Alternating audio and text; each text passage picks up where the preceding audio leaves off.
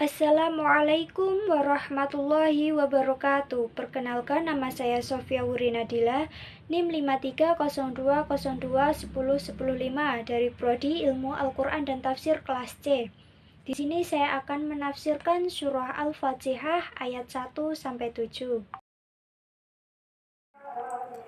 Bismillahirrahmanirrahim. Dengan menyebut nama Allah yang Maha Pengasih lagi Maha Penyayang. Kalimat ini disebut basmalah, bermakna bahwa kita memulai bacaan ini seraya memohon berkah dengan menyebut seluruh nama Allah. Ayat pertama ini menegaskan pentingnya penyebutan atau pengakuan manusia atas kemaha-pemurahan Allah dan kemaha-penyayangannya. Ayat ini bukan sekedar mengerjakan penyebutan atas nama Allah, melainkan pernyataan atas kebesarannya yang pada ayat itu dipresentasikan melalui lafadz Ar-Rahman dan Ar-Rahim. Kata Ar-Rahman terambil dari Ar-Rahmah, yang berarti sifat belas kasihan, yaitu suatu sifat yang menimbulkan perbuatan memberi nikmat dan karunia. Jadi kata Ar-Rahman itu ialah yang berbuat atau memberi nikmat dan karunia yang banyak. Kata Ar-Rahim juga terambil dari Ar-Rahmah, dan arti Rahim ialah orang yang mempunyai sifat belas kasihan dan sifat itu tetap padanya selama-lamanya. Maka Ar-Rahman Ar-Rahim itu maksudnya Tuhan itu telah memberi nikmat yang banyak dengan murahnya dan telah melimpahkan karunia yang tidak terhingga, karena Dia adalah bersifat belas kasihan kepada makhluknya. Dan oleh karena sifat belas kasihan itu adalah suatu sifat yang tetap padanya, maka nikmat dan karunia Allah itu tidak ada putus-putusnya. Dengan demikian, maka kata-kata Ar-Rahman dan Ar-Rahim itu keduanya adalah diperlukan dalam susunan ini, karena masing-masing mempunyai arti yang khusus.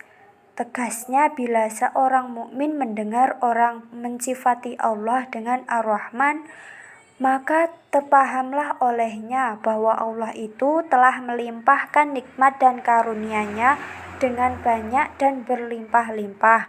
Tetapi bahwa limpahan nikmat dan karunia yang banyak itu tetap tidak putus-putus, tidak dapat dipahami dari lafadz Ar-Rahman itu saja.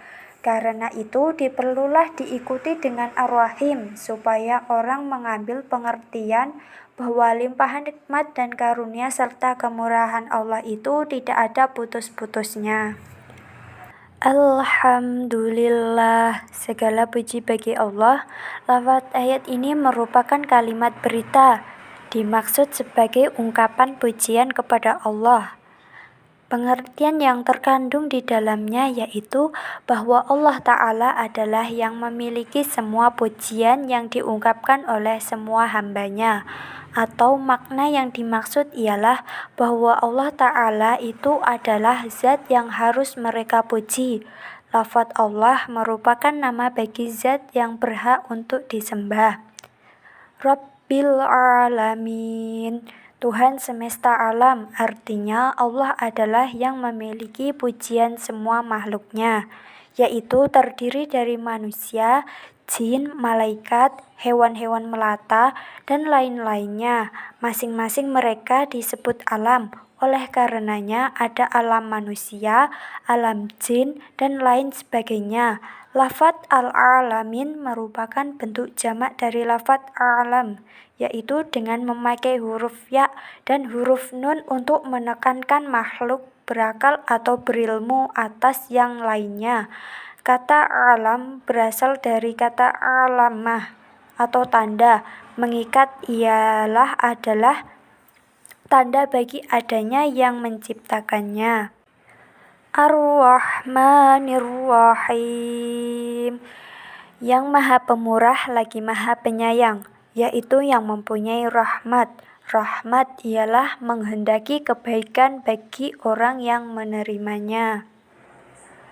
Maliki Yaumiddin, yang menguasai hari pembalasan di hari kiamat kelak.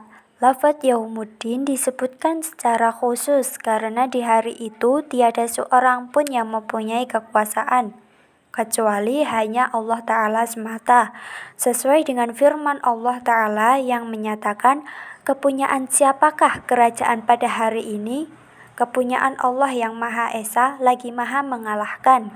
Quran Surah Al-Mu'min 16. Bagi orang yang membacanya, Maliki, maknanya menjadi dia yang memiliki semua perkara di hari kiamat, atau dia adalah zat yang memiliki sifat ini secara kekal. Perihalnya sama dengan sifat-sifatnya yang lain, yaitu seperti Ghafirudz dzambi, yang mengampuni dosa-dosa. Dengan demikian, maka lafaz Maliki Yaumiddin ini sah menjadi sifat bagi Allah karena sudah ma'rifat atau dikenal. Iyyaka na'budu wa iyyaka nasta'in. Hanya Engkaulah yang kami sembah dan hanya kepada Engkaulah kami memohon pertolongan. Artinya, kami beribadah hanya kepadamu, seperti mengesahkan dan lain-lainnya. Dan kami memohon pertolongan hanya kepadamu dalam menghadapi semua hamba-Mu dan lain-lainnya. Ihdinas siratal mustaqim. Tunjukilah kami ke jalan yang lurus, artinya bimbinglah kami ke jalan yang lurus. Kemudian dijelaskan pada ayat berikutnya, yaitu siratal ladzina an'amta 'alaihim, jalan orang-orang yang telah Engkau anugerahkan nikmat kepada mereka, yaitu melalui petunjuk dan hidayah-Mu. Kemudian diperjelas lagi maknanya oleh ayat berikut. Wairil maghdubi 'alaihim, bukan jalan mereka yang dimurkai. Yang dimaksud adalah orang-orang Yahudi. Walau dallin,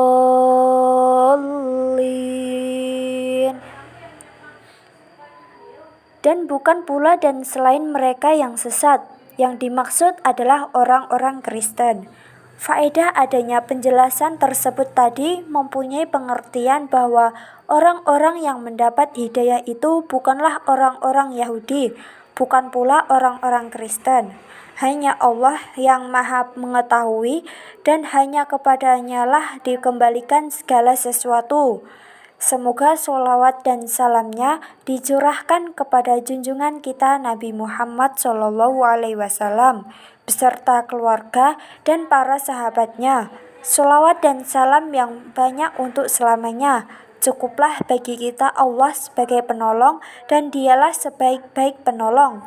Tiada daya dan tiada kekuatan melainkan hanya berkat pertolongan Allah yang Maha Tinggi lagi Maha Besar. Sekian yang dapat saya sampaikan, kurang dan lebihnya mohon maaf. Assalamualaikum warahmatullahi wabarakatuh.